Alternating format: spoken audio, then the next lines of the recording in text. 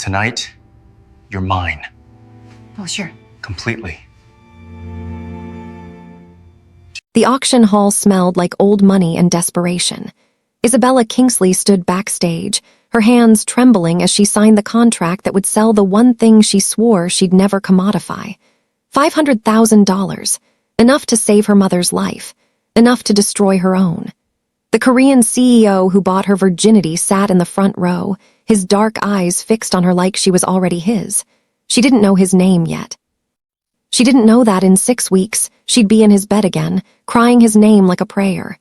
She didn't know that the moment their eyes met, something ancient and terrifying would crack open inside his chest, something that would make him hunt her down like a man possessed when she tried to disappear. Welcome to K-fairytales stories, besties. Please like, share, and subscribe. Isabella's knees buckled as she walked off the stage. The woman in red, the one who'd organized this nightmare, caught her elbow with manicured fingers. Room 1207, penthouse level, he's waiting. Her voice was clinical, businesslike, as if she hadn't just facilitated the sale of a human being's innocence. Isabella wanted to vomit. She wanted to run. She wanted to wake up in her cramped apartment and discover this was all a fever dream brought on by 72 sleepless hours at her mother's hospital bedside. But the check in her purse was real. The tumor pressing against her mother's brain was real. The 30-day countdown until the insurance company stopped covering treatment was real. She stepped into the elevator. Her reflection in the mirrored walls showed a stranger. The black dress they'd given her clung to curves she usually hid beneath oversized scrubs from her nursing program. Her natural hair, usually pulled back in a practical bun, fell in soft curls around her shoulders. She looked beautiful. She looked expensive. She looked like someone who belonged in a world where people bought and sold each other in 5-star hotels. The elevator climbed. Her heart rate climbed with it. 12th floor. The doors opened onto a private hallway with only one entrance. The double doors at the end were already open. Warm light spilled out. Classical music played softly. Isabella forced her feet to move. She stepped inside. The penthouse was obscene in its luxury.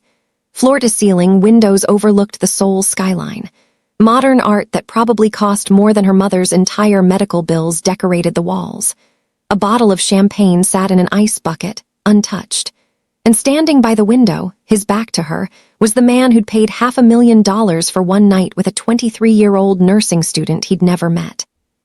He turned. Isabella's breath stopped. He was younger than she'd expected.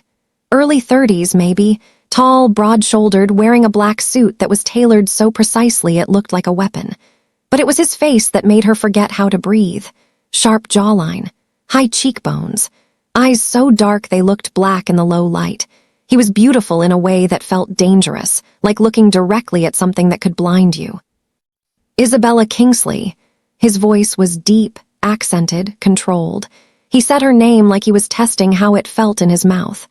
You're more beautiful than your photograph suggested. She couldn't speak, couldn't move. Her body had gone into some kind of shock.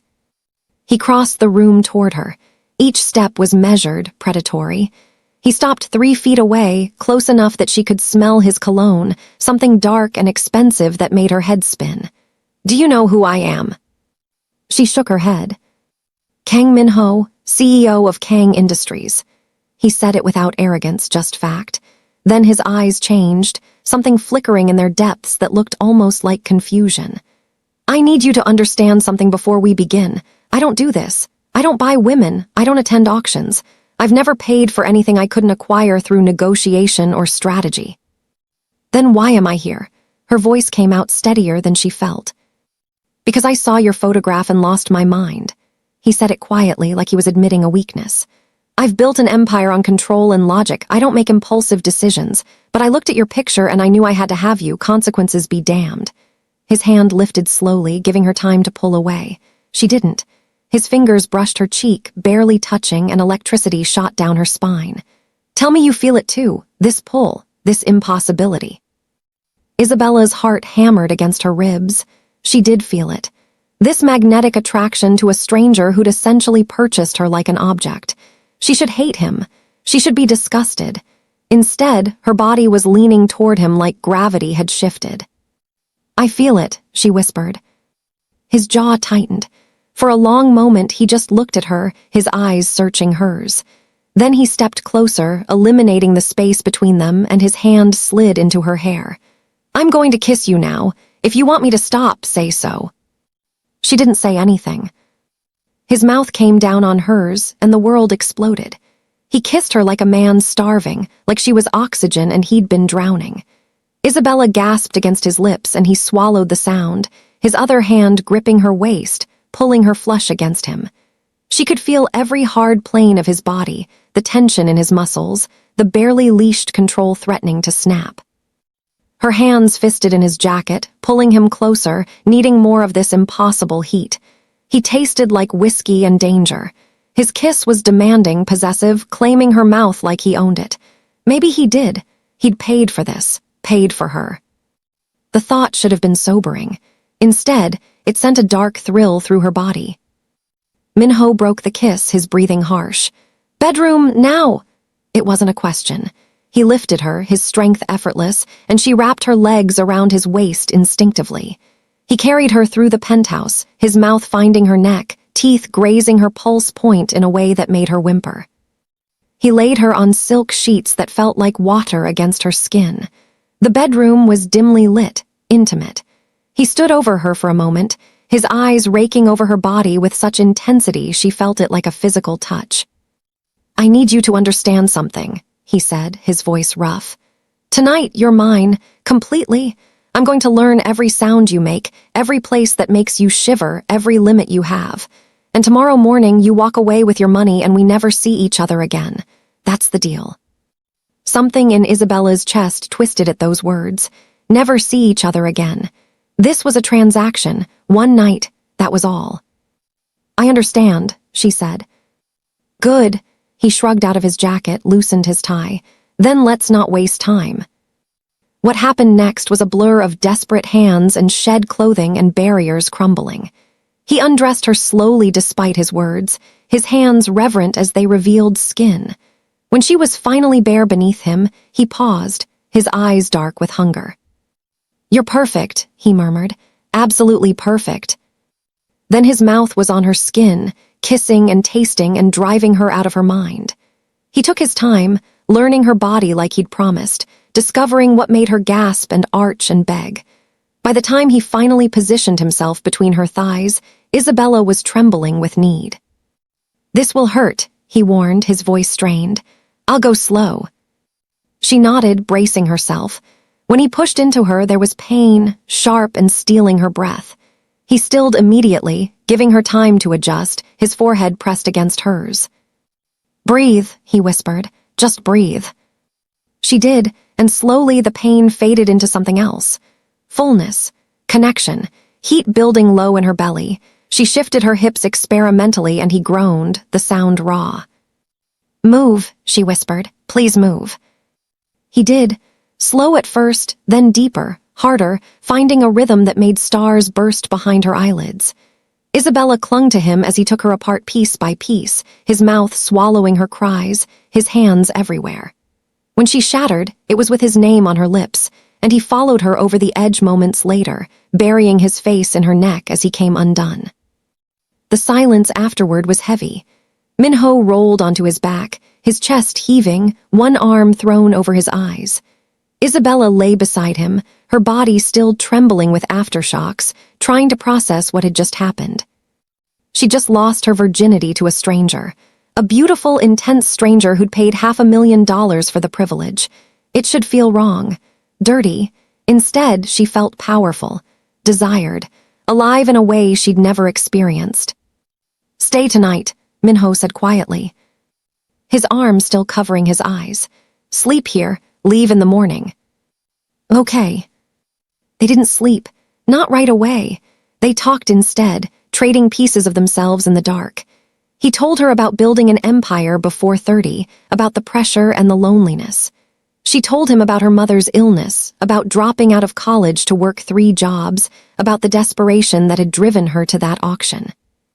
"I'm sorry," he said, "that you were put in a position where this was your only option."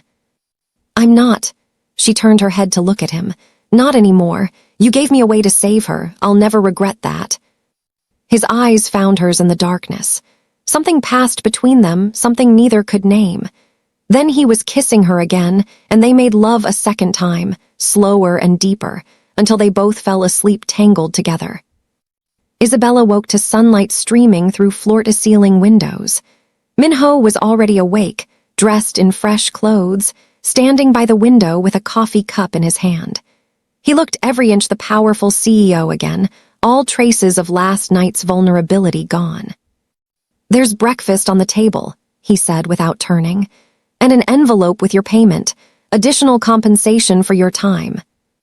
The dismissal in his tone stung more than it should. Isabella sat up, pulling the sheet around herself. "Right, of course."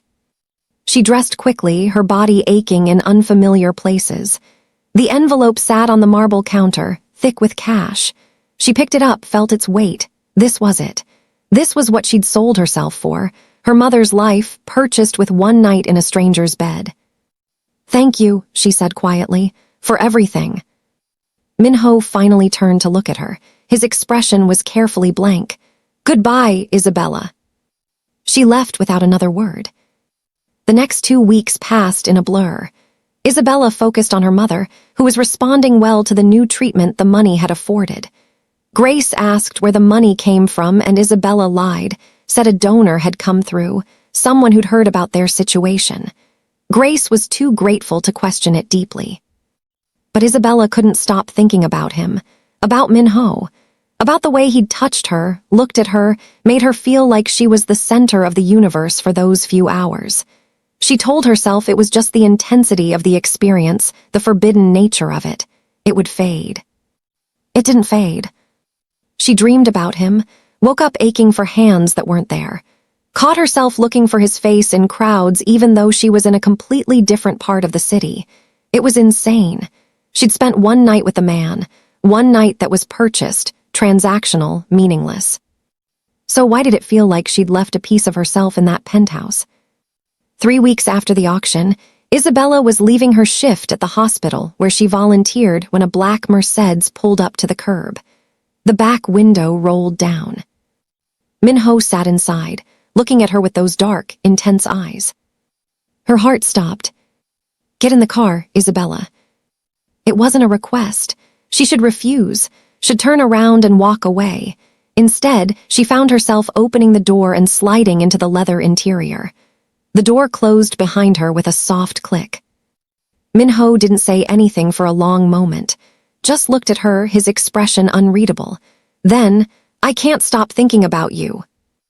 Isabella's breath caught. "What?"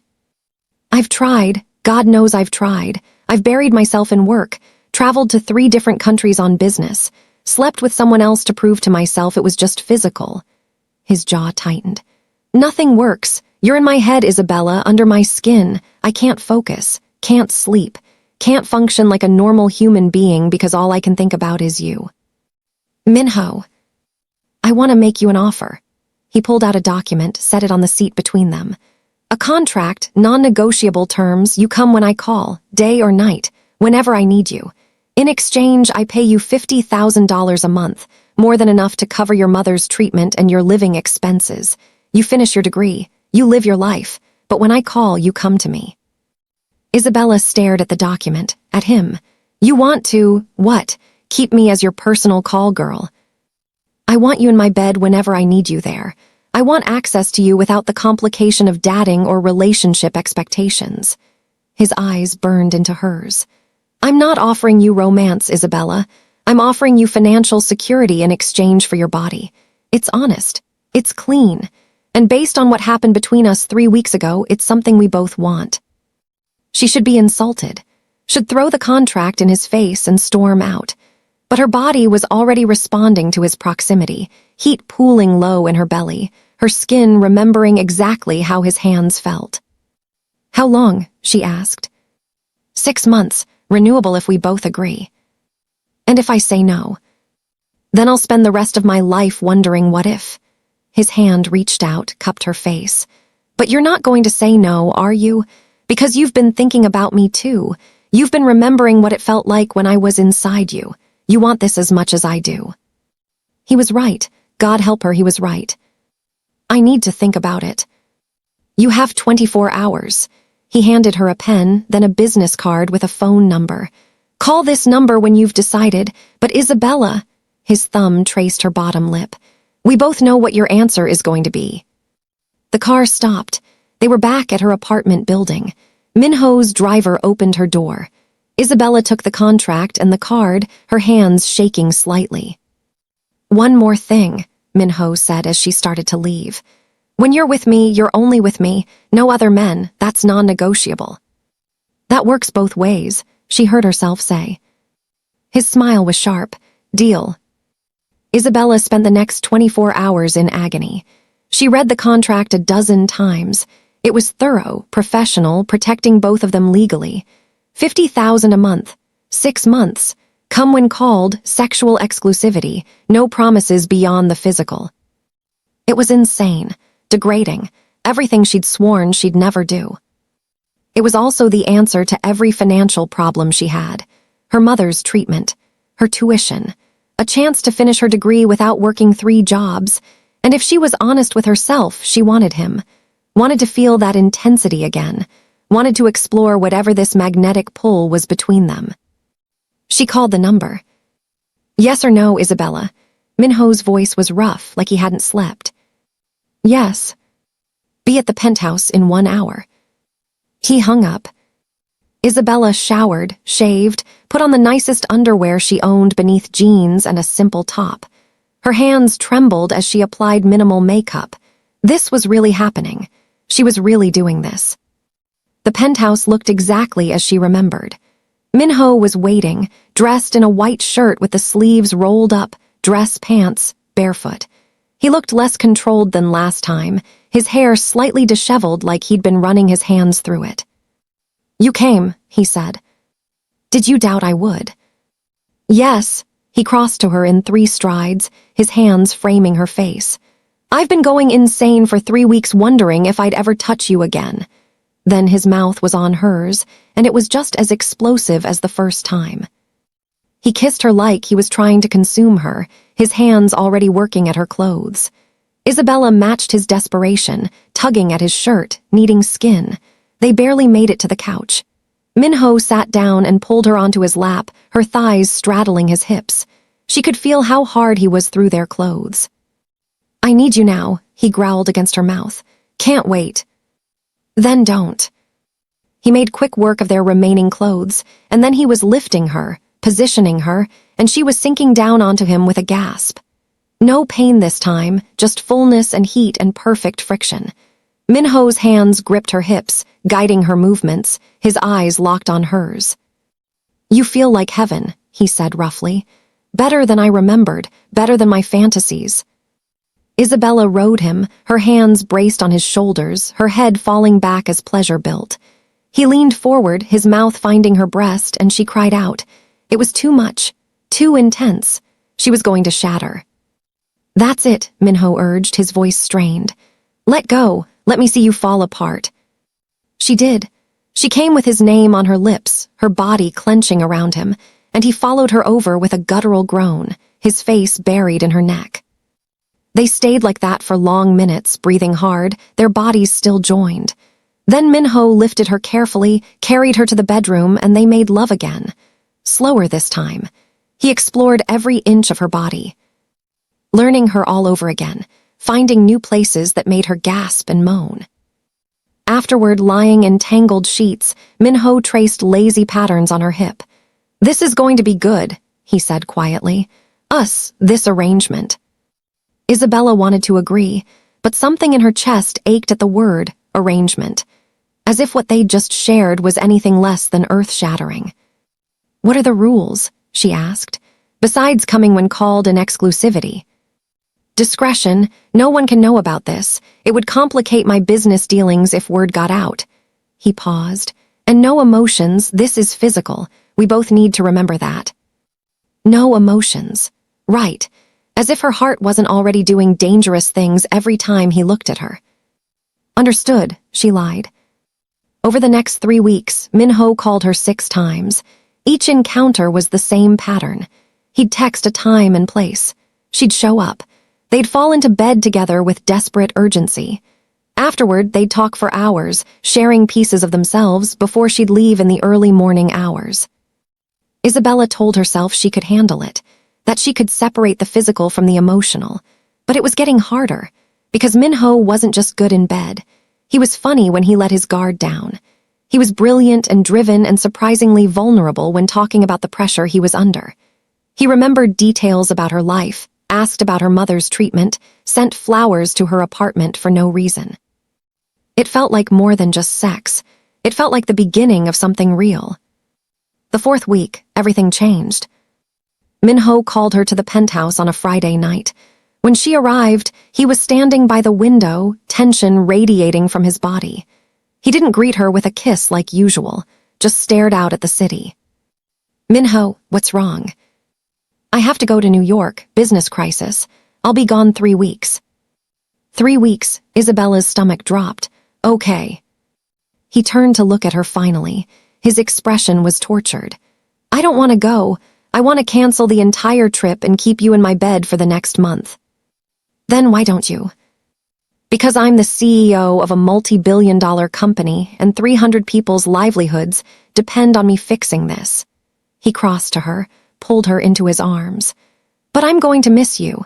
And I hate that I'm going to miss you because this was supposed to be just physical and somehow you've become necessary." Isabella's heart raced. "Minho." "Don't." He kissed her hard. "Don't say anything, let's just have tonight." They made love with an intensity that bordered on desperation. Minho worshipped every inch of her body, murmuring things in Korean she didn't understand, holding her like he was afraid she'd disappear. When they finally collapsed together, exhausted, he pulled her against his chest and held her tight. "When I get back," he said quietly, "we need to talk about what this is becoming." Isabella's pulse jumped. "What do you mean?" "You know what I mean." His hand stroked her hair. "This stopped being just physical somewhere along the way, at least for me." Hope bloomed in her chest, dangerous and bright. "For me too." He kissed her forehead.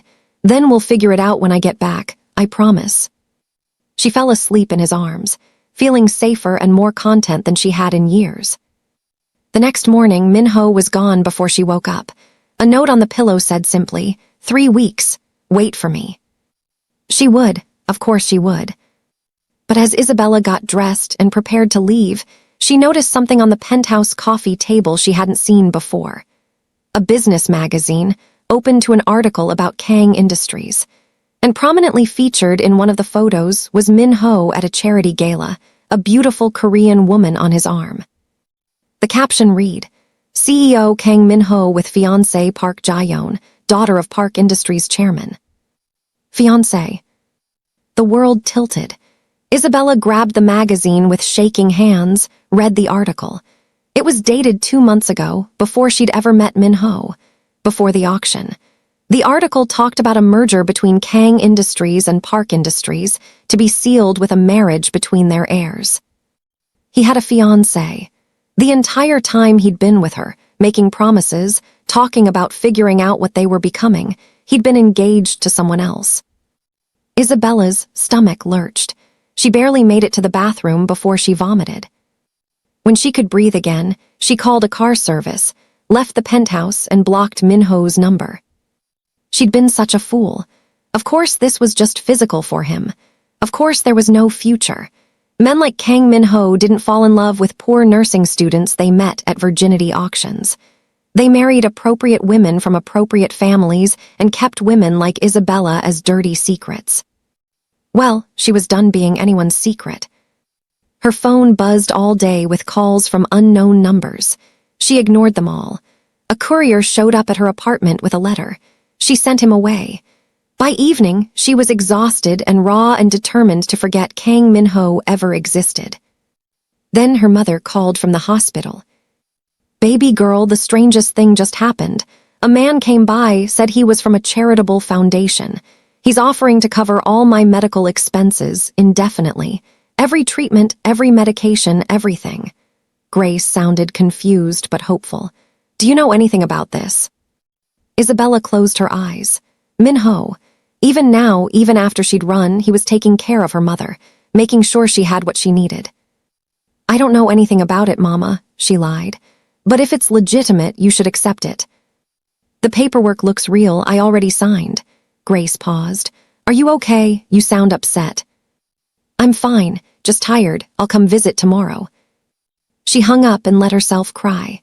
Because part of her hated Minho for lying, for making her fall for him when he belonged to someone else. But part of her would always love him for this. For making sure her mother was taken care of even after Isabella had disappeared from his life. 2 days later, Isabella was walking home from her volunteer shift when the black Mercedes appeared again. This time, when the window rolled down, Minho looked furious. Get in the car, now. No.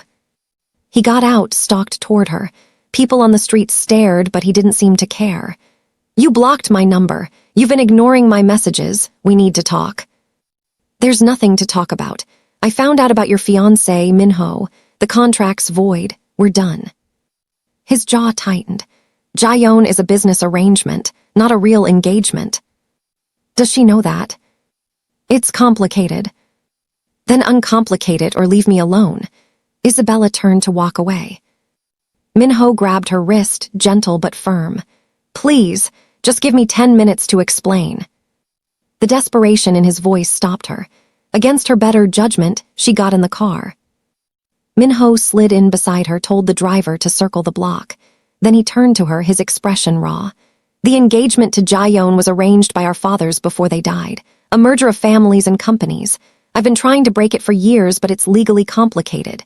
Millions of dollars in contracts, shareholder agreements, board expectations. He took her hands.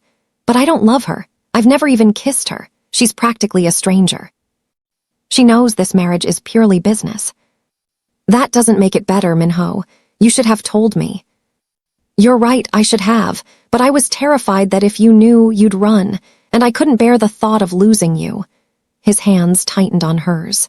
These last 2 days have been hell. I couldn't sleep, couldn't eat, couldn't think about anything except finding you and making this right. How can you make it right? You're engaged to someone else. I'm ending it. I met with the lawyers yesterday. I'm dissolving the engagement, consequences be damned. The board will fight me. Jaeyeon's family will sue. I'll probably lose a significant portion of the company's value, but I don't care. He lifted her hands to his lips. Because I'm in love with you, Isabella, completely, irrevocably in love with you. The words hung in the air between them. Isabella's heart hammered so hard she thought it might burst from her chest. You're in love with me, she repeated numbly. So much it terrifies me. I was supposed to keep this physical, keep my distance, protect myself, but somewhere between the first night and now, you became everything. He cupped her face. I love you, and I know it's fast and I know I've screwed this up, but I'm asking you to give me another chance. Let me prove I'm choosing you. Let me show you this is real. Isabella wanted to believe him, wanted to fall into his arms and let him convince her with kisses and promises, but fear held her back. How do I know you won't change your mind? That when the reality of what you're giving up hits, you won't resent me. Because you're worth more than all of it. His forehead pressed against hers. The company, the merger, the board's approval, none of it means anything if I lose you. I'd burn it all down to keep you, Isabella. I'd give up everything. A tear slid down her cheek. I love you too. I've been trying not to, trying to keep this just physical like you wanted, but I can't. I'm in love with you and it's terrifying because we barely know each other and this is moving so fast and... He kissed her, swallowing the rest of her words. Kissed her like she was oxygen and he'd been suffocating without her. When they finally broke apart, both breathless, he smiled against her lips. Then we figure it out together. No more secrets, no more contracts, just us building something real. What about your fiancé? I'm meeting with her and her family tomorrow, ending it officially. There will be fallout, but I don't care. His thumb wiped away her tears. I want you, Isabella, only you, for as long as you'll have me. She kissed him again, pouring 3 weeks of longing and fear and love into the contact. Minho responded with equal intensity, his hands in her hair, pulling her as close as the car's interior would allow. When they finally came up for air, Isabella laughed breathlessly. "This is insane. We're insane." "Completely," he grinned, looking younger and lighter than she'd ever seen him. "But I wouldn't have it any other way." The car pulled up to her apartment. Minho walked her to her door like a gentleman, despite everything they'd just confessed. "Tomorrow," he said, kissing her forehead. "After I handle the Jaeyeon situation, I'm taking you to dinner. A real date. No contracts, no transactions, just us." "I'd like that." "Wear something beautiful. I want to show off the woman I'm in love with." Isabella floated into her apartment, her heart lighter than it had been in days. She pulled out her phone, unblocked Minho's number, and sent him a text. "I love you." His response was immediate. "I love you more. Sleep well, beautiful. Tomorrow everything changes." She fell asleep with a smile on her face, dreaming of the impossible future that suddenly felt within reach. Isabella woke to 17 missed calls and a text that made her blood run cold. The text was from an unknown number. "Stay away from Kang Minho. This is your only warning." Her hands shook as she screenshot the message. Before she could process what it meant, her phone rang. Minho's name flashed on the screen. "Did you get a threatening text?" His voice was tight with barely controlled rage. "Yes, just now." "Don't leave your apartment. I'm sending security." She heard him barking orders to someone in the background. "Jaeyeon's family knows about you. I don't know how, but they know. And they're not taking the dissolution well." Fear prickled down Isabella's spine. "Minho, maybe we should slow down, if this is causing problems." "No," his voice was steel. "Absolutely not. They're trying to scare you away and it's not going to work. I'm handling this. Just stay inside until my security team arrives. Please, Isabella." 20 minutes later, 2 men in dark suits were stationed outside her apartment building. Minho called again to confirm they were in place, his voice still edged with anger. "I'm meeting with the Park family in an hour. This ends today." He paused. "I'm sorry you're being dragged into this. I knew what I was signing up for when I fell in love with you." "Did you? Because I'm not sure I did."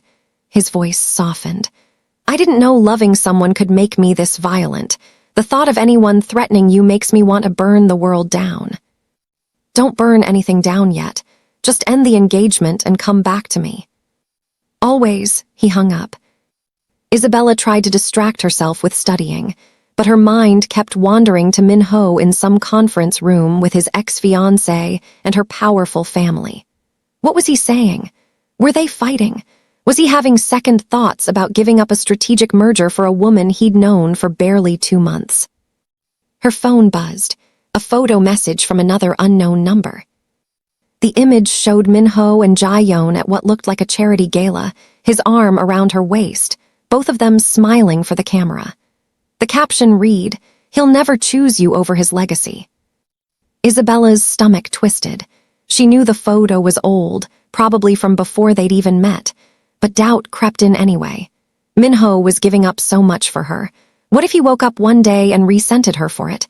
What if his feelings were just infatuation that would fade once reality set in? Another text, "You're a distraction. A phase. Women like you don't end up with men like him." She blocked the number. Then another message came from a different number, and another. Someone was orchestrating a campaign to break her down, and it was working.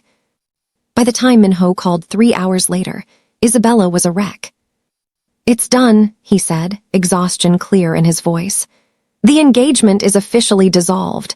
Jaeyeon's family is threatening to sue, pull their investments, tank our stock price.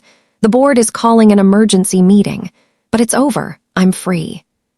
"Minho, maybe." "Don't," he cut her off. "Whatever those messages said, whatever doubts they planted, don't let them win. I made my choice. I chose you. Nothing is going to change that." "I'm scared," she admitted. "This is too much too fast. People are threatening me. Your company is at risk. What if?" "Come to the penthouse. Right now. Let me see you, hold you, remind you why we're doing this." His voice dropped. "Please, Isabella, I need you." She went. The security team drove her in an unmarked car, taking a route designed to avoid any media that might be lurking. When she arrived at the penthouse, Minho was waiting by the elevator, still in his suit from the meeting, his tie loosened, exhaustion and relief warring in his expression. He pulled her into his arms the moment she stepped out, holding her so tight she could barely breathe. "You're here. You came." "Of course I came." He kissed her, deep and desperate, then pulled back to look at her face. "They got to you. I can see it. What did they say?" Isabella showed him her phone, the threatening messages, the photos. Minho's expression went deadly. "I'm going to destroy them," he said quietly. "Every single person who thought they could intimidate you." "Don't. It'll just make things worse." "Then what do you want me to do? Let them harass you, scare you away from me?" His hands framed her face. "Tell me how to fix this." "Just love me. That's all I need." Something in his expression cracked. He kissed her again, softer this time, and led her to the bedroom. They made love slowly, tenderly, Minho worshipping every inch of her body like he was trying to memorize her. When they finally collapsed together, he pulled her against his chest and held her tight. "I have to tell you something," he said quietly. "The board meeting is tomorrow. They're going to try to force me out as CEO, claim I'm making emotional decisions that are damaging the company. They might succeed." Isabella's heart stopped. "What?" "Ending the park engagement cost us their investment portfolio. That's $3 billion in backing. The stock dropped 8% today. Shareholders are panicking." He stroked her hair. "I knew this would happen. I did it anyway. But I need you to understand what you're getting into. Dating me right now means being blamed for a corporate crisis. It means media scrutiny, public hatred, people calling you a gold digger and worse. It means watching me potentially lose everything I've built." "Then maybe we should." "No." He rolled her onto her back, hovering over her, his eyes intense. "Don't even think about leaving me to make this easier. I won't let you sacrifice yourself to save my company. We face this together or not at all. I don't want you to lose everything because of me." "You are everything." He kissed her forehead. "The company, the CEO title, the wealth, none of it matters if I lose you. I'd rather be broke and in love than rich and empty." Tears slid down Isabella's temples. "How did this happen? How did we get here so fast?" "I don't know, but I'm not questioning it anymore." He settled beside her, pulling her into his arms. "Whatever happens tomorrow, we'll handle it together." They fell asleep wrapped around each other, finding comfort in the eye of the storm. The board meeting was a massacre. Isabella wasn't there, but Minho called her afterward, his voice carefully controlled. "They voted me out, effective immediately. I'm no longer CEO of Kang Industries." The words hit her like a physical blow. "Oh my God, Minho, I'm so sorry." "Don't apologize. This isn't your fault. It's theirs for being short-sighted cowards who care more about quarterly earnings than integrity." He paused. "I'm coming over. I need to see you." When he arrived at her tiny apartment, he looked exhausted but strangely lighter. He pulled her into his arms and just held her for a long moment. "Talk to me," Isabella said. "Tell me what you're feeling." "Relief," he laughed, the sound bitter. "I spent 10 years building that company, sacrificing everything for it, and the moment I choose something for myself, they throw me out. And all I feel is relief that I don't have to pretend anymore." "Pretend what?" "That I care about their approval, that their opinions matter, that anything matters more than you." He cupped her face. "I'm free, Isabella. For the first time in my adult life, I'm actually free. No board meetings, no shareholder expectations, no fiancé I never wanted, just me and the woman I love." "But your company is contractually obligated to buy me out. I'll walk away with more money than I could spend in 10 lifetimes. I'll be fine. We'll be fine." He kissed her softly. "Actually, I have a proposition for you." "Another contract," she tried to smile. "A life, with me. No more arrangements or negotiations. Just us, figuring out what we want to do with the rest of our lives." He pulled back to look at her. "I want to travel, see the world outside of conference rooms and 5-star hotels. I want to wake up next to you every morning without checking my phone for market reports. I want to be a normal person for once in my life. Isabella's heart swelled. That sounds perfect, but I have school, my mother. Finish your degree online. Your mother has full medical coverage forever, I made sure of that. And when she's well enough, we'll bring her with us. Show her Paris, Tokyo, wherever she wants to go. His eyes were bright with possibility. Say yes, Isabella. Say you'll run away with me. Yes, she kissed him. Yes to all of it.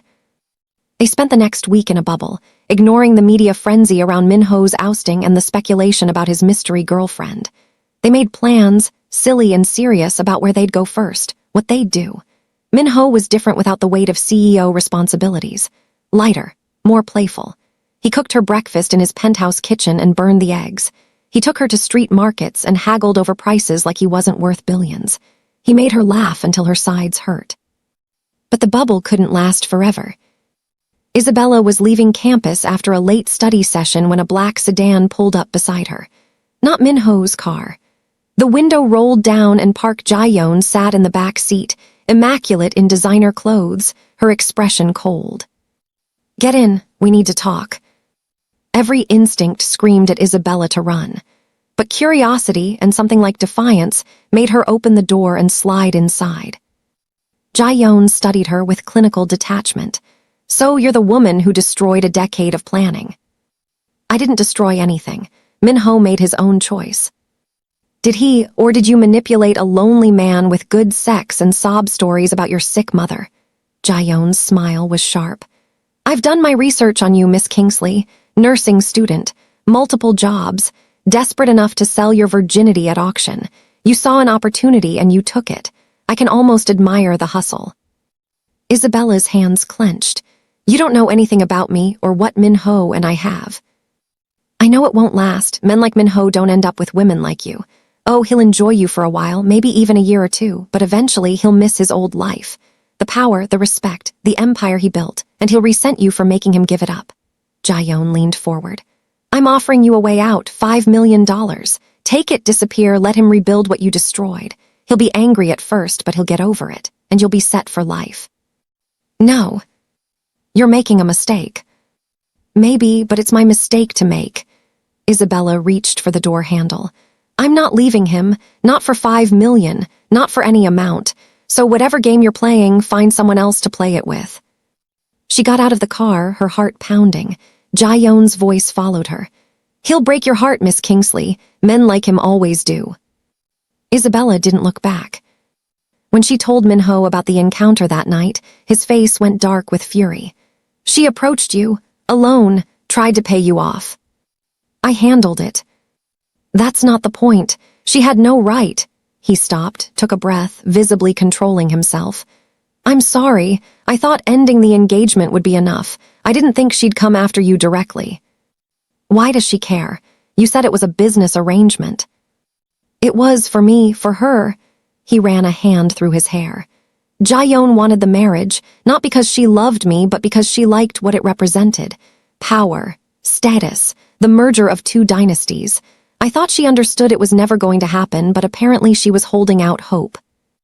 She said you'd resent me eventually, for making you give up your empire.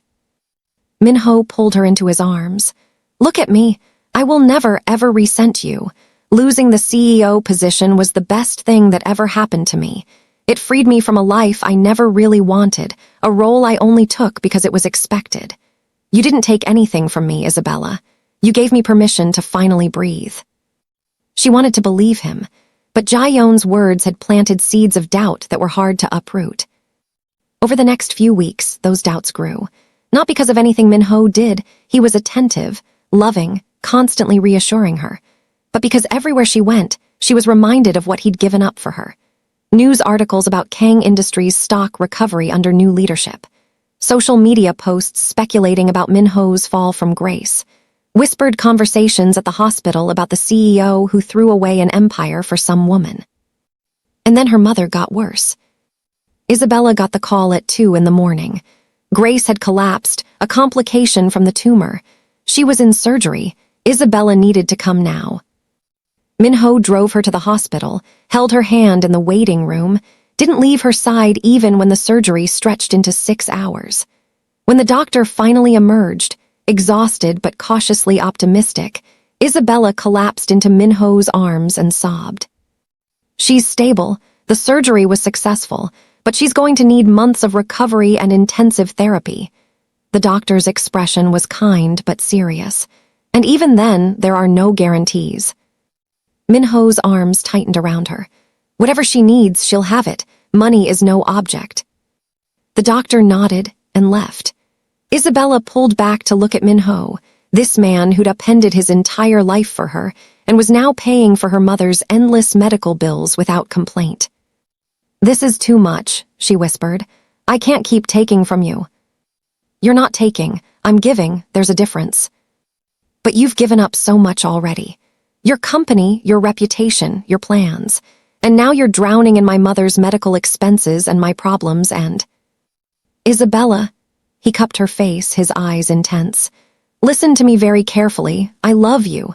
That means your problems are my problems. Your mother is my family. There is no sacrifice too great, no expense too high. I would give up 1,000 companies to keep you. Do you understand?" She nodded, tears streaming down her face. "Good, now let's go see your mother." Grace was unconscious but stable, machines beeping steadily around her. Isabella sat beside the bed and held her mother's hand, whispering prayers and promises. Minho stood behind her, his hand on her shoulder, a silent support. "She's going to be okay," he said quietly. "I can feel it." Isabella wanted to believe him, but fear had taken root in her chest and wouldn't let go. The next 2 weeks were a blur. Isabella split her time between the hospital, her apartment, and Minho's penthouse. She barely slept, barely ate, running on coffee and adrenaline and Minho's constant support. He was there for everything, handling phone calls with doctors, arranging for the best specialists, making sure Grace had round-the-clock care. But the stress was taking its toll. Isabella could feel herself pulling away emotionally, building walls to protect herself from more pain. And Minho noticed. "Talk to me," he said one night as they lay in bed, her body tense despite his warmth beside her. "You're shutting me out." "I'm not." "You are. You barely look at me anymore. You haven't let me touch you in a week. Something's wrong and I need you to tell me what it is." Isabella stared at the ceiling, tears leaking from the corners of her eyes. "I'm scared." "Of what?" "Of this, of us, of how much I need you." She turned to face him. "You've become my entire support system. You're paying for everything, handling everything, being everything I need. And that terrifies me because what happens if you leave? What happens when you wake up one day and realize this is too much, that I'm too much?" Minho's expression was pained. "Isabella." Jae-yeon was right. Men like you don't end up with women like me. Not permanently. This is a fantasy and eventually reality is going to crash down and you're going to realize you made a mistake and... He kissed her, hard and desperate, cutting off her spiral. When he pulled back, his eyes were fierce. "I'm going to marry you." The words hung in the air. Isabella's breath caught. "What?" "I'm going to marry you. I was planning to wait, do this properly, but clearly you need to hear it now. I want you as my wife, Isabella, not my girlfriend, not my lover, my wife, my partner, my forever." He rolled out of bed, went to his jacket, and pulled out a small box. Isabella's heart stopped. He came back to the bed, opened the box.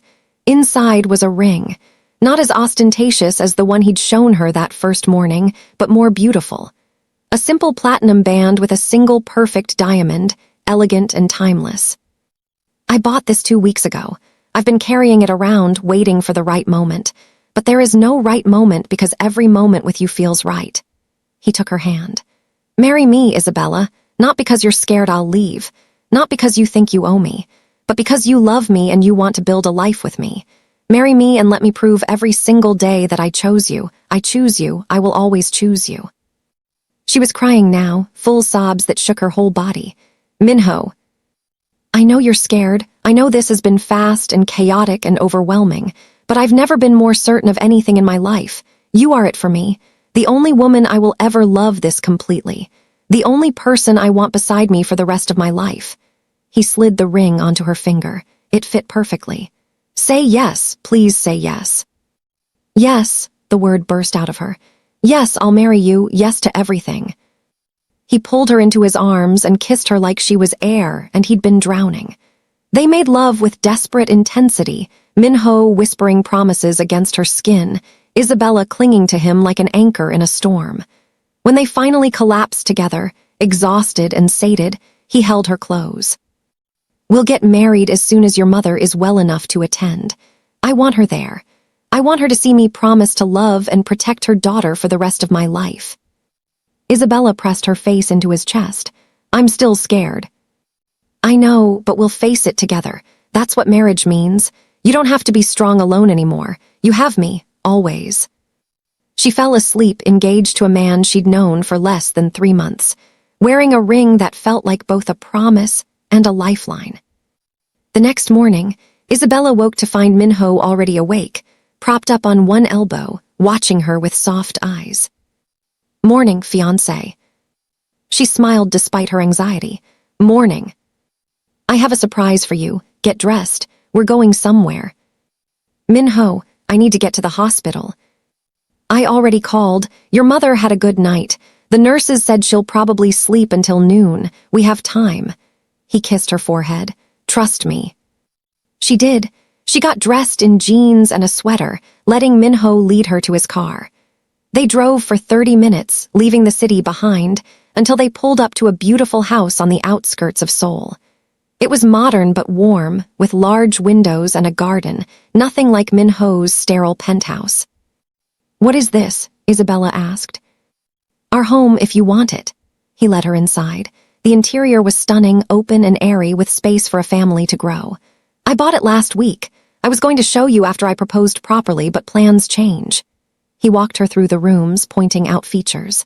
Main bedroom with attached bath, guest rooms for when your mother visits, an office for you to study, a library because I remember you said you loved to read, and a nursery for when we're ready. Isabella's throat tightened. A nursery.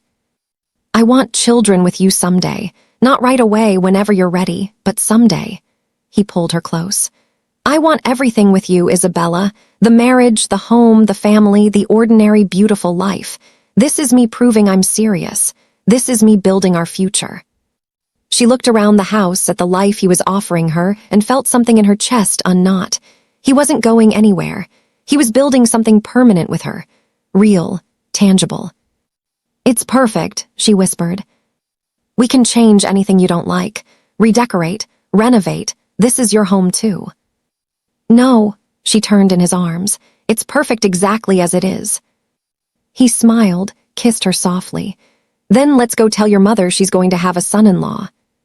Grace was awake when they arrived at the hospital, weak but alert. Her eyes widened when she saw the ring on Isabella's finger. Mama, we're engaged, Isabella said, her voice thick with emotion.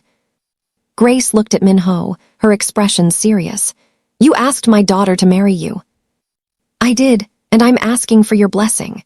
Minho approached the bed, his demeanor respectful.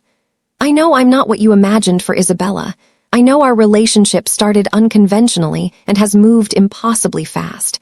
But I love your daughter more than I knew it was possible to love another person. And I'm going to spend the rest of my life making sure she never regrets saying yes. Grace studied him for a long moment. Then she smiled, tears in her eyes. You have my blessing, both of you. She held out her hand and Minho took it gently. Take care of my baby girl, and when I'm better, I expect to be at that wedding. You'll be front and center, Minho promised. I wouldn't have it any other way. They spent the afternoon with Grace, talking about wedding plans and laughing despite the hospital setting. For the first time in weeks, Isabella felt light, hopeful, like maybe, despite everything, they really could have a happy ending. But that night, as Minho drove her back to the penthouse, his phone rang. He glanced at the screen, frowned, and answered. What, when? His expression went dark. I'll be there in 20 minutes.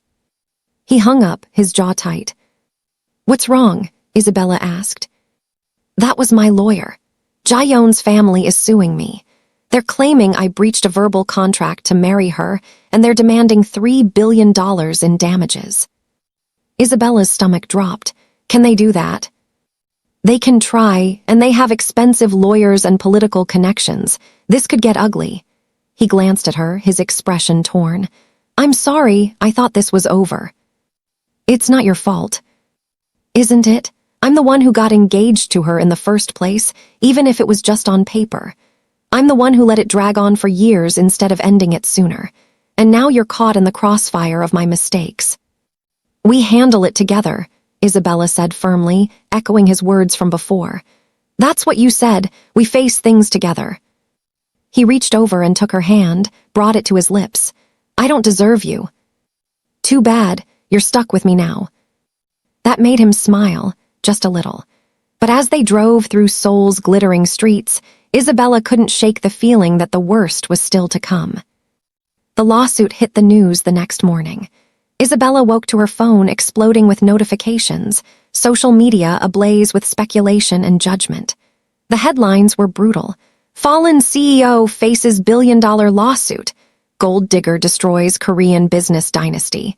Mystery woman behind Kang Minho's downfall revealed. Someone had leaked her name, her photo, everything. Minho was already on the phone with his lawyers when she stumbled into the kitchen, his expression grim. He ended the call when he saw her face. They doxed you, he said, pulling her into his arms. I'm so sorry. We're working on getting it taken down, but the internet is forever. Your address, your school, your mother's hospital, it's all out there. Isabella's hands shook. How did they get all that? Jaeyoon's family has resources. Private investigators, hackers, people who specialize in destroying reputations. His jaw clenched. I'm moving you out of your apartment today. You're staying here where security can protect you, and I'm hiring a publicist to handle the media narrative. Minho, this is spiraling out of control. I know, but we're going to fight back. My lawyers are already building a countersuit for harassment and defamation. Jaeyoon's family thinks they can intimidate us into settling. They're wrong. Over the next week, the media frenzy intensified. Reporters camped outside Minho's building. Paparazzi followed Isabella to the hospital. Strangers on social media dissected every aspect of her life, called her vile names, sent death threats. Minho hired round-the-clock security, but it didn't stop the invasion of privacy, the constant sense of being watched and judged. Isabella tried to stay strong, but the pressure was crushing. She couldn't go to campus without being photographed, couldn't visit her mother without reporters shouting questions. Her inbox was flooded with hate mail. Someone created a website dedicated to destroying her reputation, filled with lies and manipulated photos. They're winning, she said one night, curled up on Minho's couch, exhausted from another day of hiding. They're making my life hell, and there's nothing we can do about it. Minho sat beside her, pulled her into his lap. They're not winning, they're desperate. This is what powerful families do when they're losing control. They lash out, try to destroy what they can't have, but it won't work. How can you be so sure? Because I know something they don't. He tilted her face up to look at him. I know you're stronger than they think. I know we're stronger together than they are apart. And I know that in the end, love wins. It has to. She wanted to believe him, but doubt was a poison spreading through her veins, whispering that maybe everyone was right. Maybe she was destroying his life. Maybe the kindest thing she could do was walk away. The next day, Isabella got a call from her mother's doctor. Grace had taken a turn for the worse. The stress of the media attention, the constant reporters trying to interview her, had triggered complications. She was being moved to ICU. Isabella rushed to the hospital, Minho right behind her. Grace was unconscious, her vitals unstable. The doctor pulled Isabella aside, his expression grave. Your mother's condition is deteriorating. The emotional stress isn't helping her recovery. I hate to say this, but you might want to consider limiting visitors, keeping the media away, reducing any sources of anxiety in her environment. We've tried, Isabella said, tears streaming down her face. But they won't leave her alone. They won't leave any of us alone. Minho's hand found hers, squeezed tight. What if we left, went somewhere they can't follow? The doctor considered. A change of environment could help. Somewhere quiet, private, where she can heal without stress. if you have the means. We do. Minho was already pulling out his phone. I'll arrange everything. Within 48 hours, Minho had organized the impossible. A private medical transport to an exclusive recovery facility in Jeju Island, far from Seoul's media circus. A team of doctors and nurses who signed NDAs. A private villa on the grounds where Isabella could stay close to her mother. Complete privacy and security. They left in the middle of the night to avoid cameras. Isabella sat in the medical transport beside her mother's stretcher, holding Grace's hand, while Minho coordinated everything from his phone. When they finally arrived at the facility, sunrise was painting the sky in shades of gold and pink. The villa was beautiful, perched on a cliff overlooking the ocean, surrounded by gardens and peace. It's perfect, Isabella whispered. You both deserve peace. Minho wrapped his arms around her from behind. We'll stay here as long as she needs. The lawsuit can wait. Everything can wait. Right now, the only thing that matters is your mother's recovery. For the first time in weeks, Isabella felt like she could breathe. Away from Seoul, away from the cameras and the judgment and the constant pressure, she could just be. Just focus on her mother without guilt or fear. Grace stabilized over the next few days. The quiet environment, the ocean air, the absence of stress worked miracles. She woke up more alert, started eating again, even smiled when Isabella told her where they were. You didn't have to do all this, Grace said weakly. Yes, we did. Isabella held her mother's hand. You're the most important person in my life, Mama, and Minho knows that. He moved heaven and earth to give you this. He's a good man. Grace's eyes found Minho, who was standing by the window giving them privacy. You chose well, baby girl. I really did. That night, as Isabella and Minho sat on the villa's terrace watching the sunset, he pulled her close. I need to tell you something, he said quietly. My lawyers called. Jaeyoon's family made an offer. If we settle out of court, give them $1 billion and agree to a public statement saying the engagement ended mutually, they'll drop the lawsuit and stop the media attacks. Isabella's stomach nodded. That's a lot of money. It's nothing. I have it. The question is whether we want to give them the satisfaction of backing down. What do you want to do? Honestly, I want to fight them. Take them to court, expose their harassment campaign, make them pay for what they put you through. His hand tightened on hers. But I also want this to be over. I want to marry you without this hanging over us. I want to start our life together without constantly looking over our shoulders. Isabella was quiet for a long moment, watching the waves crash against the cliffs below. Then she turned to him. Pay them, settle, not because they deserve it, but because we deserve peace. We deserve to move forward without being dragged through the mud. Your money can buy us freedom from this nightmare, so buy it. Minho studied her face. You're sure? I'm sure. I don't care about the money. I care about you, about us, about building a life that isn't defined by lawsuits and revenge. She cupped his face. Let them have their victory. We'll have something better. We'll have each other. He kissed her, deep and thorough. Have I mentioned that I love you? Once or twice. Not nearly enough. He pulled her into his lap, held her close as the sun sank below the horizon. I'll call my lawyers tomorrow, get the settlement drawn up, and then we're done with all of this. No more Jaeyoon, no more lawsuits, no more looking back, just forward, just us. The settlement was finalized within a week. $1 billion, a joint statement crafted by lawyers, and it was over. The media moved on to the next scandal. The hate mail slowed to a trickle. The reporters found other targets. Isabella and Minho stayed in Jeju for another month, watching Grace grow stronger every day. The doctors were amazed by her progress. The tumor was shrinking. Her mobility was improving. She was going to make it. One afternoon, as Grace napped in her room, Minho took Isabella's hand and led her down to the beach. It was deserted, just endless white sand and turquoise water. He stopped at the water's edge, turned to face her. Marry me, here's now. Isabella laughed. We're already engaged. I mean marry me, today, this week, as soon as we can get an efficient and your mother is strong enough to stand. His eyes were intense. I don't want to wait anymore.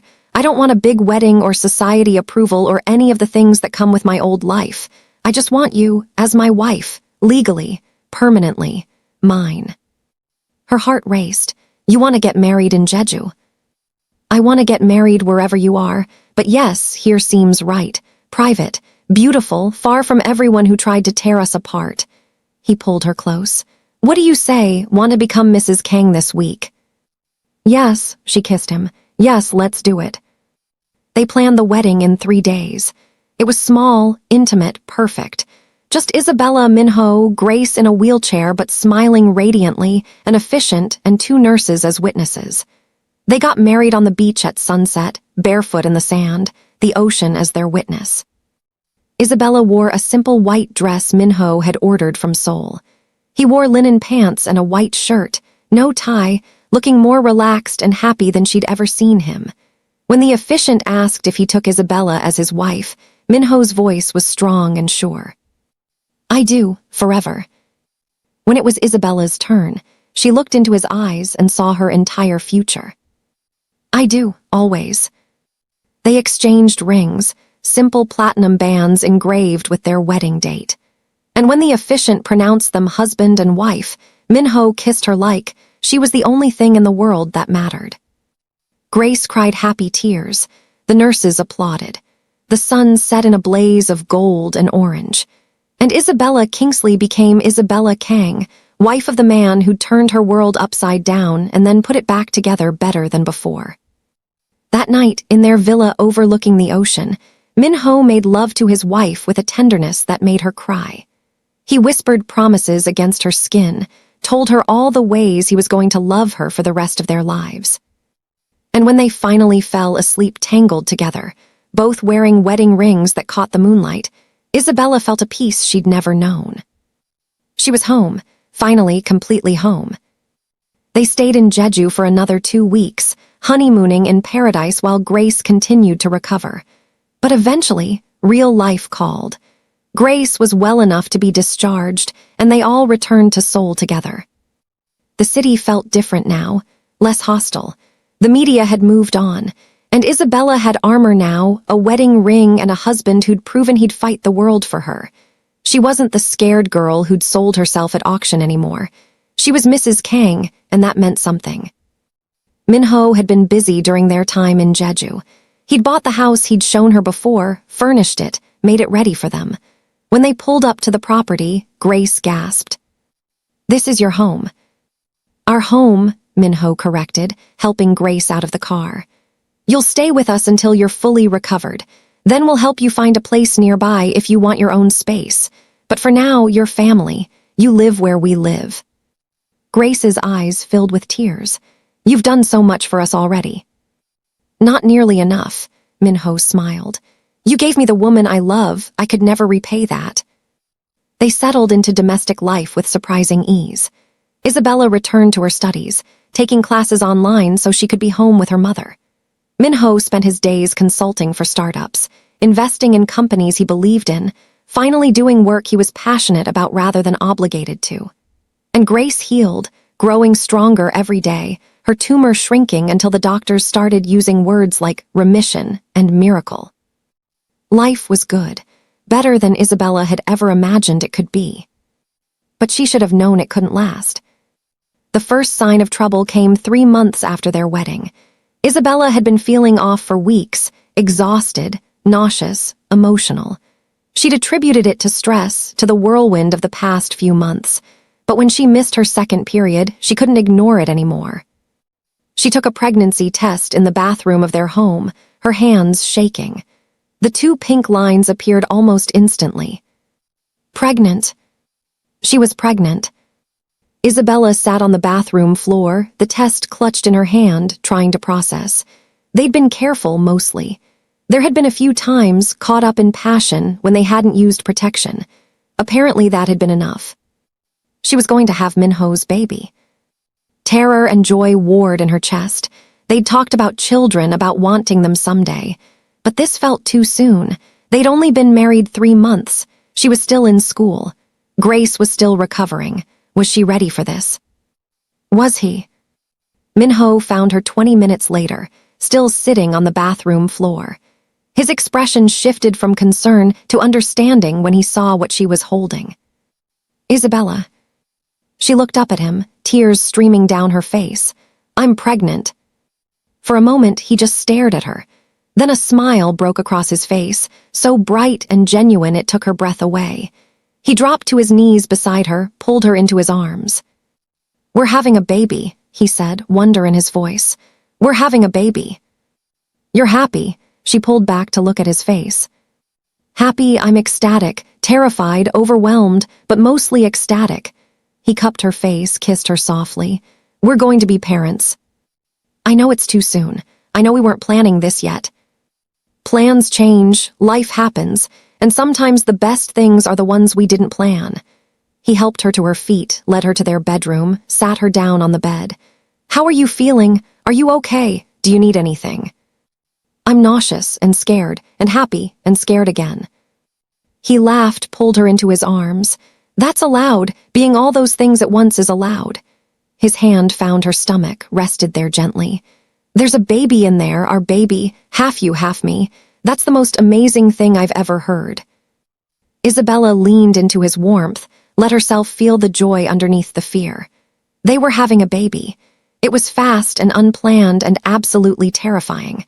But it was also a miracle, a continuation of the impossible love story they'd been writing since the moment they met.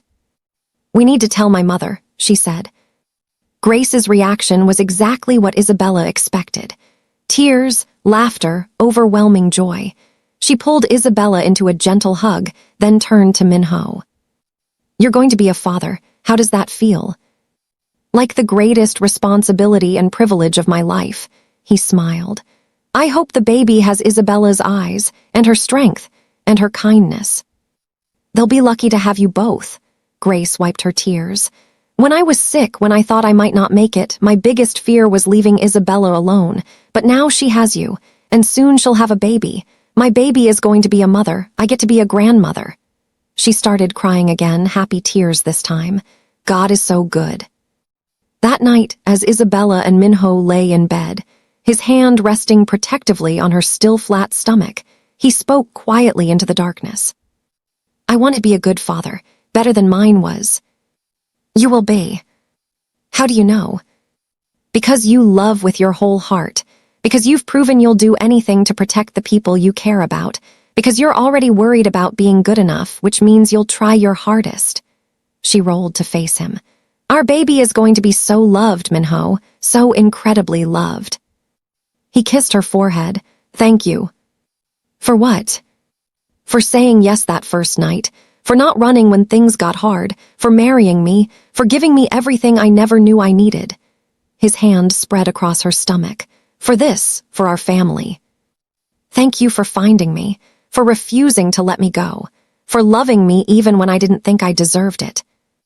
They fell asleep wrapped around each other, dreaming of the future they were building one impossible day at a time. The pregnancy progressed smoothly. Isabella finished her semester with good grades despite the exhaustion and morning sickness. Minho was attentive to the point of being overbearing, constantly asking if she needed anything, researching pregnancy and childbirth until he knew more than her doctors. Grace blossomed in her recovery, excited about becoming a grandmother, already knitting tiny blankets and buying baby clothes. But at 5 months, when Isabella's bump was just starting to show, the peace shattered. She was at the hospital for a routine checkup when her phone rang. Unknown number. She almost didn't answer, but something made her pick up. "Mrs. Kang," a man's voice, professional, cold. "Yes." "This is Detective Park with Seoul Metro Police. We need you to come to the station. Your husband has been arrested." The world tilted. "What? Why?" "He's been charged with embezzlement and fraud related to his time at Kang Industries. We have evidence he siphoned funds before his departure. He's being held pending investigation." "That's impossible. Minho would never." "Ma'am, please come to the station. He's asking for you." Isabella drove to the police station in a daze, her hands shaking on the wheel. This had to be a mistake. Minho hadn't embezzled anything. He'd left Kang Industries clean, his buyout negotiated legally. But when she arrived at the station and they let her see him, Minho's expression was grim. "It's Jae-yeon," he said through the glass partition. "Her family. This is revenge for the settlement. They've fabricated evidence, bribed auditors, created a paper trail that makes it look like I stole from the company before I left." "But you didn't. You have proof you didn't." "I do, but proving it will take time. My lawyers are already working on it, but this could drag on for months. And in the meantime, I'm stuck here." His jaw clenched. "Isabella, I need you to listen to me very carefully. This is going to get ugly. They're going to freeze my assets while they investigate. You need to access the emergency funds I set up, the account under your name. There's enough to cover everything for at least a year. Your mother's treatment, the house, living expenses, legal fees." "Minho, I don't care about money. I care about getting you out of here." "I know, but I need you safe. You and the baby, that's all that matters." His hand pressed against the glass. "Promise me you'll take care of yourself. Promise me you won't let this stress hurt you or the baby." Tears streamed down her face. "I promise, but you have to promise me something too. Promise me you're going to fight this. Promise me you're not going to let them destroy you." "I promise. I'm going to fight with everything I have. And when I get out of here, we're leaving Korea, taking your mother, going somewhere they can't touch us. And starting completely fresh, no more looking back. I'll wait for you, however long it takes." "I know you will. You're the strongest person I know." He smiled, but it didn't reach his eyes. "I love you, Isabella Kang, you and our baby. That's never going to change." "I love you too, so much." The guard told her time was up. Isabella left the station feeling like her heart had been ripped out of her chest. She drove home in a fog, trying to process. Minho was in jail, accused of crimes he didn't commit. Their assets were frozen, and she was 5 months pregnant with their first child. How had everything fallen apart so quickly? Grace was waiting when she got home, having heard the news. She pulled Isabella into her arms and let her cry. "He's innocent, Mama. He didn't do what they're saying." "I know, baby, and the truth will come out. We just have to be patient." "I don't know if I can do this. Be strong. Handle everything alone. Not while I'm pregnant and scared and—" "You're not alone. You have me, and you're stronger than you think." Grace pulled back, looked Isabella in the eyes. "Your husband needs you to hold things together while he fights this. Can you do that for him?" Isabella wiped her tears, straightened her spine. "Yes, I can do that." And she did. For the next 2 months, while Minho's lawyers built his defense and investigators dug into the fabricated evidence, Isabella held their life together. She managed their finances, dealt with the media resurgence, attended every court hearing with her head held high. She protected her growing baby bump from cameras, leaned on her mother for support, and visited Minho whenever they'd let her. He looked worse every time she saw him, thinner, more tired. The fight was taking its toll, but his eyes always lit up when he saw her, especially when her bump got big enough to be obvious through her clothes. "I hate that I'm missing this," he said during one visit, his eyes on her stomach. "Missing you growing our baby." "You'll be out soon. The lawyers said the evidence is falling apart. They can prove it was fabricated." "And if I'm not? If this drags on and I'm still here when you give birth? Then I'll bring the baby to meet you the moment they'll let me. And we'll get through it together, even if together means through glass." His expression crumbled. "You deserve so much better than this." "I have exactly what I deserve. You, a love worth fighting for, a family worth protecting." She pressed her hand against the glass. "We're going to win this, Minho. I know we are." She was right. 3 weeks later, Minho's lawyers produced evidence that destroyed the prosecution's case. Bank records showing the transactions happened after Minho left the company. Emails proving Jae-yeon's family had bribed auditors to falsify reports. Witness testimony from former employees who'd been pressured to lie. The case fell apart. Minho was released with all charges dropped, and Jae-yeon's family found themselves under investigation for fraud, bribery, and conspiracy. Isabella was waiting outside the police station when Minho walked out, free. She was 7 months pregnant now, her belly prominent, her body exhausted from carrying their child and the weight of 2 months of stress. He crossed to her in 3 strides, dropped to his knees in front of her, pressed his face against her swollen stomach. "I'm so sorry," he said, his voice breaking. "I'm so sorry I put you through this." "You didn't put me through anything. They did, and it's over now. You're free, we're together, that's all that matters." She ran her fingers through his hair. "Come home, Minho. Come home and meet your baby properly. They've been kicking like crazy waiting for you." He laughed through tears, pressed his hand to her belly. As if on cue, the baby kicked, hard enough that he felt it. His face transformed with wonder. "That's our baby. That's our baby." He stood, pulled her into his arms as gently as her pregnant belly would allow, and kissed her like he'd been starving for her. When they finally broke apart, both crying, he cupped her face. "We're leaving, tonight. I don't care about revenge or justice or making them pay. I just want to take my wife and our baby and your mother and disappear somewhere they can't find us. Can you do that? Can you leave everything behind and start over?" "I can do anything as long as I'm with you." They left Seoul that night, taking only what they could carry.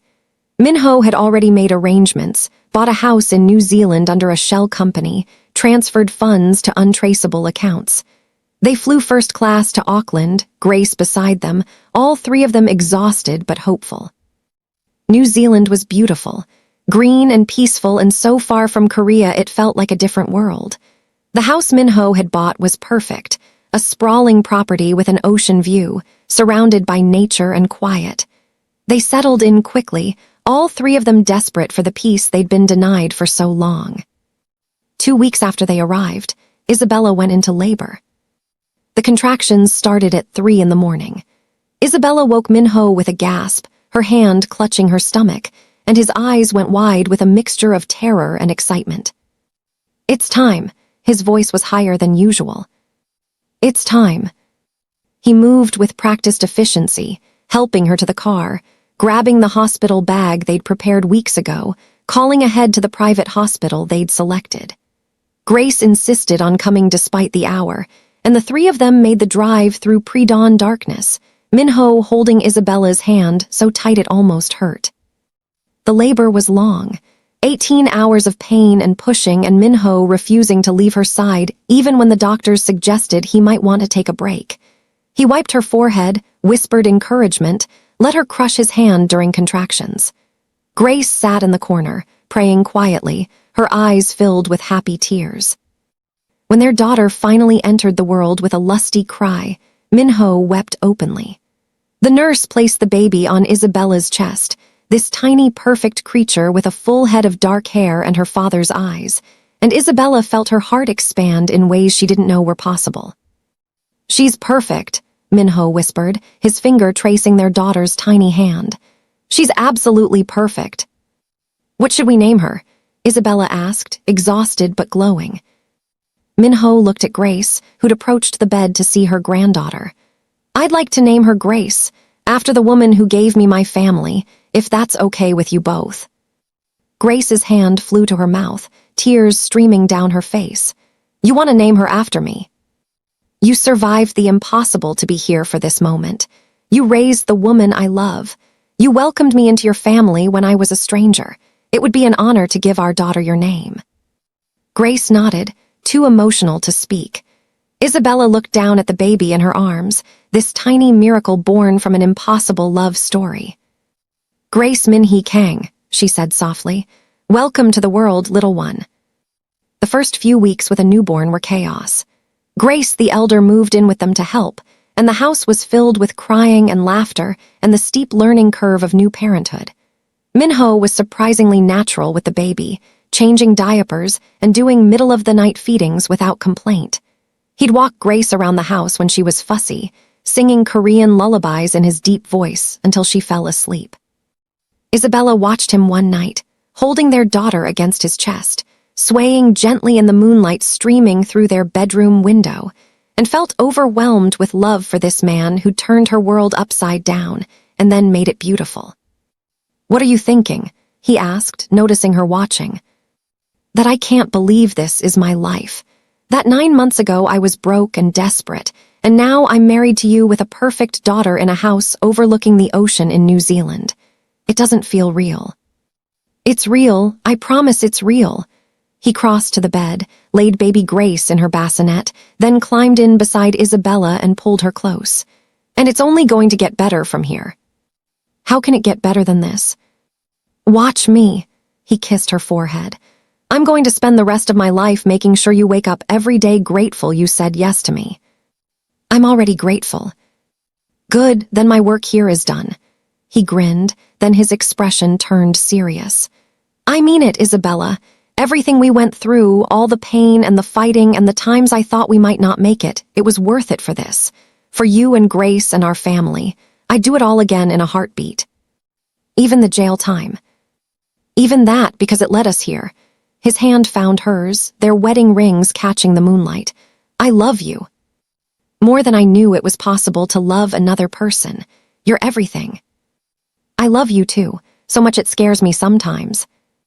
"Don't be scared. I've got you. I've got all of us." He pulled her closer. "Forever, remember? You promised me forever." "Forever," she agreed, and fell asleep in his arms, feeling safer than she ever had in her life.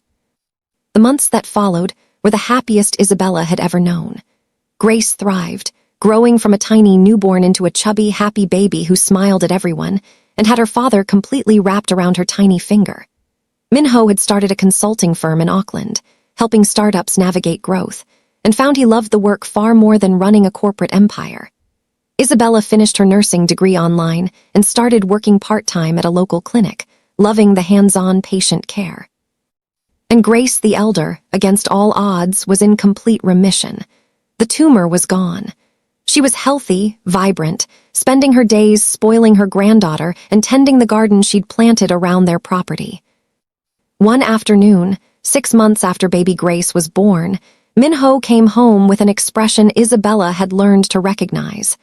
Mischief mixed with excitement. "What did you do?" she asked, bouncing their daughter on her hip. "I bought something, don't be mad." "Minho Kang, what did you buy?" He pulled a folder from his briefcase, handed it to her.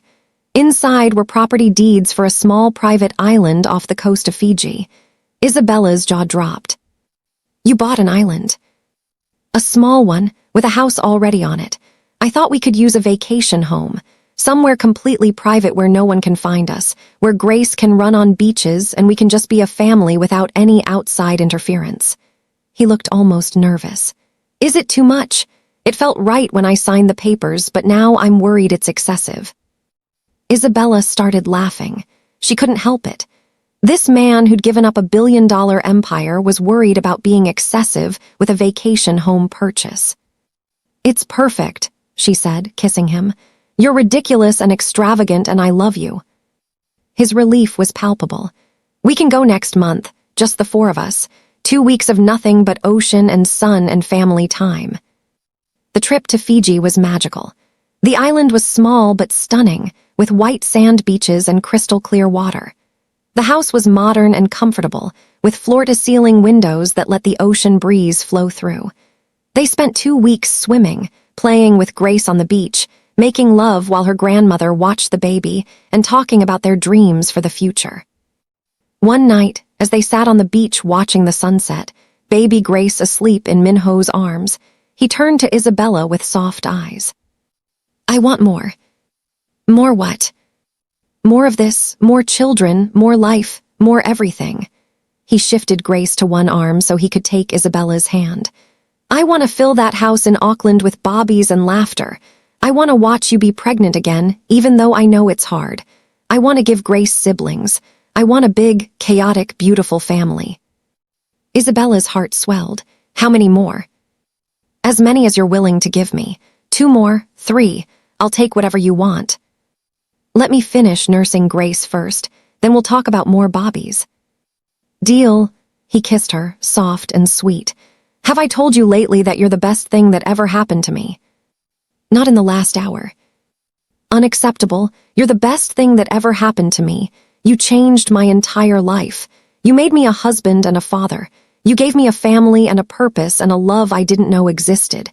You're everything, Isabella, everything." She leaned her head on his shoulder, watched the sun sink into the ocean, and felt a contentment so deep it was almost painful. This was what happiness felt like. Not the absence of struggle, but the presence of love strong enough to weather any storm. They returned to Auckland refreshed and closer than ever. Life settled into a comfortable rhythm. Minho's business grew, but he kept his hours reasonable, always home for dinner and bedtime with Grace. Isabella loved her work at the clinic, found satisfaction in helping people heal. Grace, the elder, became the heart of their home, cooking Korean meals and teaching her granddaughter words in both English and Korean. When baby Grace was 18 months old, Isabella found out she was pregnant again. This time it was planned, wanted, celebrated without fear. Minho was ecstatic, already planning how to expand the nursery, talking to their daughter about being a big sister even though she was too young to understand. The second pregnancy was easier than the first. No media scrutiny, no lawsuits, no stress beyond the normal challenges of growing a human. Isabella worked until her 7th month, then stayed home to prepare for their second daughter's arrival. They named her Hope because she represented everything good that had come from their journey. Hope Minsi, Kang arrived 3 weeks early, tiny and fierce, and baby Grace was instantly smitten with her little sister. Watching Minho with 2 daughters was almost comical. He was completely outnumbered by women, surrounded by pink and dolls and tea parties, and he couldn't have been happier. He learned to braid hair, to paint tiny nails, to have elaborate conversations with stuffed animals. He was, without question, the most devoted father Isabella had ever seen. "You're going to spoil them," she said one afternoon, watching him build an elaborate pillow fort for Grace while Hope napped in his other arm. "Absolutely, that's my job. Spoil them rotten, protect them fiercely, and make sure they grow up knowing exactly how much they're loved." He looked up at her with a grin. "Besides, they're perfect. How can I not spoil perfection? They get it from their father, the perfection, I mean." "Liar, they get it from you." He stood, carefully transferring Hope to her bassinet, then crossed to Isabella and pulled her into his arms. "You gave me all of this family, this life, this happiness. I wake up every day wondering what I did to deserve you. You paid $500,000 at an auction." He laughed, the sound rich and warm. "Best investment I ever made." "You're ridiculous." "Ridiculously in love with you." He kissed her deeply, then pulled back with a thoughtful expression. "I've been thinking about something. What if we went back to Seoul, not to live but to visit? Show the girls where they're from, let them see that part of their heritage." Isabella tensed. "I don't know if I'm ready for that." "It's been 3 years. The people who hurt us are dealing with their own legal problems. Jaeyoon's family lost everything in the fraud investigation. My old company is thriving under new leadership and has no interest in us. We could go back as tourists, visit the places that matter, and leave without anyone even knowing we were there." He cupped her face. "Our daughters are half Korean. I want them to know that part of themselves. And honestly, there's a part of me that wants to walk those streets again with you, but this time without fear. This time as the winner of our own story." Isabella considered. The thought of returning to Seoul still made her anxious, but Minho was right. Their daughters deserved to know their heritage. And maybe there was power in returning to the place where their story began, but this time whole and healed and happy. "Okay," she said finally. "Let's go back, but just for a week, and we stay completely under the radar." "Deal." They planned the trip for the following spring, when Grace was 3 and Hope was 1. Grace, the elder, chose to stay in Auckland, claiming the travel would be too much, but Isabella suspected she wanted to give them this journey as a family of 4. Seoul was both familiar and foreign. The city had changed in 3 years, new buildings rising where old ones had stood, different shops and restaurants. But the energy was the same, that vibrant pulse of a city constantly moving forward. Minho took them to the places that mattered. The hospital where Grace the elder had been treated, now a wing dedicated to cancer research thanks to a massive anonymous donation Minho had made. The university Isabella had attended, where she walked the campus with Hope in a carrier and Grace holding her hand, showing her daughters where their mother had studied. The coffee shop where Minho admitted he'd sat for hours after meeting Isabella, unable to work, unable to think about anything but her. But the most important stop was the hotel, the one where it had all started. They stood outside the building, Minho holding Grace, Isabella holding Hope, both of them staring up at the glittering facade. "You want to go in?" Minho asked quietly. "No, I just wanted to see it to remember." She looked at him. "That night changed my entire life." "Mine too. I walked into that auction thinking I was buying one night with a beautiful woman. I walked out having met my soulmate. I just didn't know it yet." "When did you know?" "The morning after, when you left and I felt like someone had carved out my chest. I spent 3 weeks trying to convince myself I could forget you. Every single one of those weeks was a lie." He shifted Grace to his other hip. "I knew I was in love with you before I even admitted it to myself. My body knew. My soul knew. My brain just took a while to catch up. I fell for you that first night, too. I tried to tell myself it was just the intensity of the situation, the transaction, the forbidden nature of it. But the truth is, I looked at you and knew my life would never be the same. It hasn't been. No, it's been better, so much better." They stood there for a long moment, honoring the past while being fully present in their beautiful present. Then Grace started squirming, wanting to be put down, and Hope began to fuss, hungry and tired. The moment broke and they moved on, back to their hotel, back to their real life. The rest of the trip was wonderful. They visited palaces and markets and parks. They ate Korean food until they were stuffed. They took 100 photos of the girls in traditional hanboks, Grace posing seriously while Hope drooled on the expensive fabric. On their last night in Seoul, they hired a babysitter and went out to dinner, just the two of them. Minho took her to an exclusive restaurant with a view of the same city that had tried to tear them apart and had ultimately forged them stronger. "Any regrets?" he asked over wine and perfectly prepared beef. "Not a single one. You. Only that I didn't find you sooner, that we lost years we could have had together." He reached across the table, took her hand. "But I'm grateful for every single day we do have, every moment, every memory. You're the love of my life, Isabella, the only love of my life. You're mine too, my great love, my impossible love that became possible."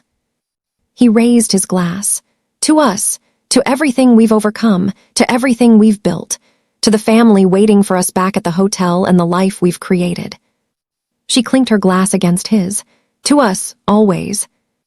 They flew back to Auckland the next day, back to their home and their life and Grace the elder who'd missed them terribly. The trip had been healing in ways Isabella hadn't expected. They'd returned to the place where their story began and walked away from it again, but this time hand in hand, victorious, carrying the proof of their love in their daughters. The years that followed were beautifully ordinary. Minho's business continued to grow, but he never let it consume him the way Kang Industries had. Isabella worked part-time, balancing her career with motherhood in a way that felt sustainable and fulfilling. Their daughters grew from toddlers to little girls, Grace serious and thoughtful, Hope wild and fearless. When Grace was 7 and Hope was 5, Isabella got pregnant again. They hadn't been trying, but they weren't preventing either, open to whatever life brought them. When the test showed positive, Minho picked her up and spun her around like they were newlyweds. "Another baby," he said, his eyes bright with joy. "Another Kang. What if it's a boy this time? Then I'll have to learn about trucks and sports instead of dolls and tea parties. I'm adaptable." It was a boy. They named him James, after Isabella's father who'd passed before she ever met Minho. James had his father's intensity but his mother's gentle heart, and he completed their family in ways they hadn't known they needed. Grace the elder lived to see all 3 of her grandchildren grow, to celebrate their birthdays and holidays and everyday moments. She made it to Grace's 8th birthday, Hope's 6th, and James's 1st before her health began to decline again. The cancer came back, aggressive this time, resistant to treatment. The doctors gave her 6 months. She made it 8, determined to see one more Christmas with her family. She passed peacefully in January, surrounded by people who loved her, her daughter holding one hand and her son-in-law holding the other, her grandchildren sleeping upstairs. Her last words were, "Thank you for all of it, for this beautiful life." The grief was profound. Isabella mourned the loss of the woman who'd sacrificed everything for her, who'd lived long enough to see her daughter happy and settled and loved. Minho mourned the mother-in-law who'd welcomed him without judgment, who'd blessed his marriage and his family and his love. But there was also gratitude. Grace had lived to see miracles. She'd beaten cancer once, survived long enough to meet all her grandchildren, experienced years of joy she shouldn't have had. She'd gotten the ending she deserved, peaceful and surrounded by love. They buried her in New Zealand, in a cemetery with an ocean view, under a tree they planted in her memory. The girls cried, not fully understanding but sensing the loss. James was too young to remember her, and that broke Isabella's heart, but they would tell him stories. They would make sure he knew the grandmother who'd fought so hard to meet him. Life continued, as it does. The grief faded into bittersweet memory. The children grew. Minho's hair started to show silver at the temples, which Isabella thought made him even more handsome. Her body showed the marks of 3 pregnancies and a life well lived, and Minho loved every curve and scar. On their 10th wedding anniversary, Minho took Isabella back to Jeju Island, to the beach where they'd gotten married. They walked barefoot in the sand, hands linked, watching the sunset just as they had a decade before. 10 years, Isabella said. Sometimes it feels like yesterday, sometimes it feels like a lifetime. It's been both, the fastest and longest decade of my life. He stopped walking, turned to face her. I need you to know something. If I could go back knowing everything that would happen, all the pain and the fighting and the times I thought we might not survive it, I'd do it all again exactly the same. Because it led us here, to this moment, to our life, to our family. I would too, every single moment, even the scary ones, even the painful ones, because they made us who we are. I love who we are. He pulled her close. I love our life, our children, our home, our perfectly imperfect story, and I love you, more now than I did 10 years ago, more than I did yesterday, more than I can properly express with words. Show me instead. He did. He kissed her as the sun set over Jeju Island, kissed her like they were young and new and just discovering each other. Kissed her like they had all the time in the world and no time at all. Kissed her like she was everything, because she was. When they finally broke apart, both breathless, Isabella rested her forehead against his. Here's to the next 10 years, she said. And the 10 after that, and all the 10s that follow, he smiled. I'm planning on forever, remember. Forever sounds perfect. They walked back to their hotel as darkness fell, 2 people who'd found each other in the most impossible circumstances and built something beautiful from the ashes. Their story had started with a transaction, with desperation and money and a night that should have been meaningless.